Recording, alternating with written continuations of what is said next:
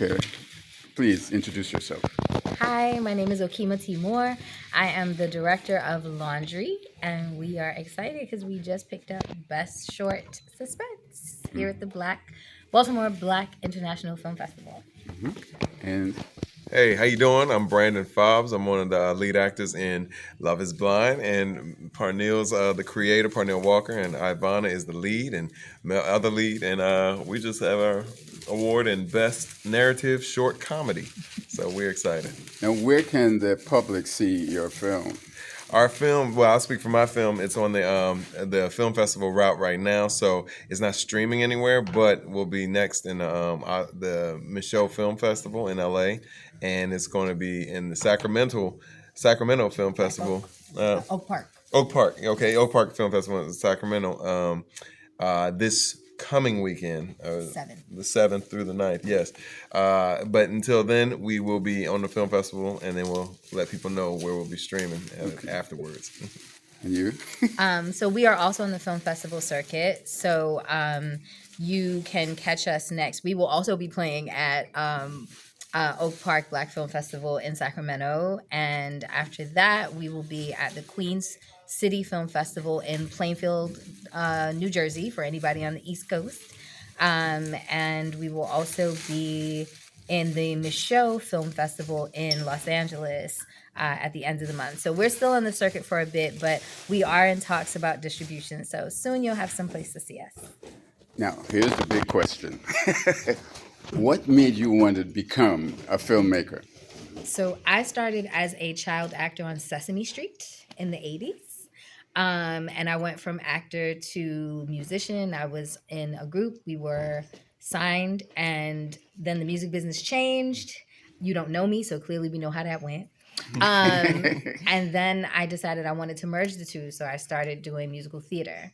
And then I was like, well, I have something to say, and I'm not seeing a lot of the women and the men and Caribbean culture and Black culture that I know represented. So I was like, well, maybe I can independently do things. And so that's what got me kind of on the track to become a filmmaker. It is so expensive, isn't it? Yes, doing film.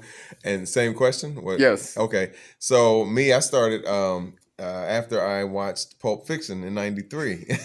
Funny enough, I was like 13 and I probably shouldn't have been seeing the movie, but I was laughing my butt off, and I became an actor because I looked at that scene that Samuel Jackson was in the apartment, and I was like, that's what I want to do.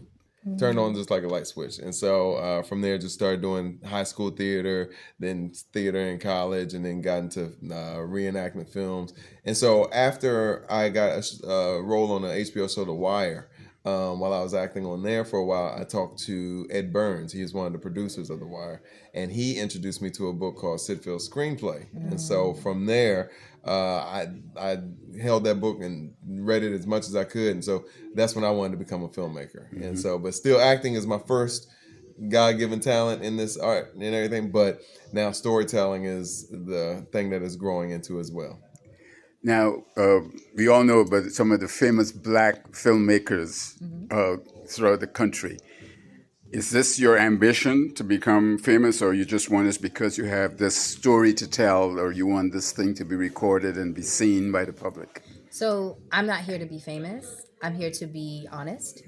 I'm here to be a conduit. As a Caribbean woman, I'm Guyanese and Bajan. And as a Caribbean woman, I feel like we consistently are reduced to a lot of smaller parts. We are reduced, our stories are very consistently reduced to a lot of domestic labor roles and bad accents. And so I want to tell stories about Caribbean people, Black people, queer people, people of color, so that we are being honest about the fact that we are not a monolith. We are a breadth of stories and things that you can love and be into. And I feel like my popularity or fame or whatever you want to call that will be a byproduct of being a slave to the work, to telling those stories and putting those people and those narratives out front so that people can begin to continue to humanize who we are as people from marginalized spaces. What do you see as the importance of filmmaking as a contribution to, let's say, the African American? I don't know if these interviews are going to be next to each other, so I'll say again, All in the same. they're all in the same. Awesome, because Okema, she spoke to the fact that Black folks are not a monolith, right? And so for me, growing up, I grew up in Prince George's County, Maryland, right outside D.C. And at a time that was a one of the highest income that Black folks had in the country, you know. Right. And so I grew up in a middle class Black space. So what I noticed after a while when I got into acting, that they were always not when I was growing up, they showed middle class Black folks. But later, they started getting to a place where they would most of our identities were shown as hood. You know what I mean? Like, or even hood or super rich.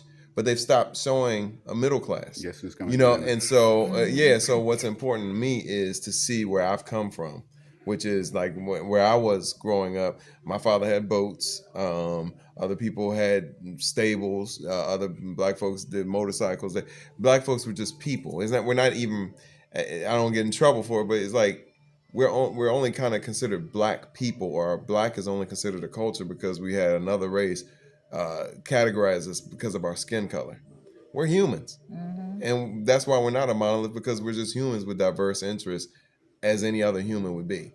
But then when you have at times a lower brow input that can only say, "Ooh, different color, whole people," you know what I mean? It's like that's not what it is. So for me, film is important because we can show another side of life. We are a window from somebody else's space, their own little space. We're a window into another world that could be. You know what I mean? And for me, there's a couple different versions of what storytelling film is for, which is you can tell what was, what is, and what could be. And so for me, I concern myself with a lot of what could be. All of it's important, but we just need it to be balanced.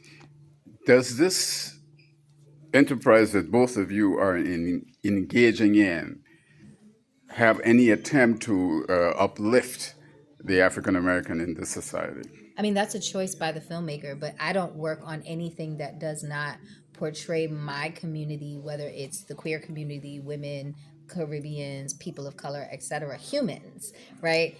I don't do anything that doesn't portray us in honesty, even if that honesty is not always positive and or redemptive, right? Because sometimes the honest thing is not maybe the most positive thing, but we work to be better. And so the human condition is I'm not perfect. I understand perfect is not real, but I can strive to as close to perfect as I can get. That is the type of work that I do, be it a drama, a comedy, a horror, what have you. It's really important to me that I do work that allows us to see ourselves imperfections and wonderful things and want to engage in those. So if someone has seen your film, wants to send you a comment, how can that be done? Oh, you can follow me on any social. It's my name, OKEMA Moore, MOORE, on Instagram and all the other things. And you, my friend? It's Love is Blind. You can find our film. Well, first you can find me, Brandon Fobbs. It's just BRANDON FOBBS on Instagram. Or you can find Love is Blind Film on Instagram, or Love is Blind. That's why I was looking it up just now. Shortfilm.com, but I want to be sure. Oh, so I'll get that back to you. Make sure. We don't have a website, but you can find our Yes. film on The Laundry Movie on Instagram as well. Thank you both. Thank Thank you. you very much.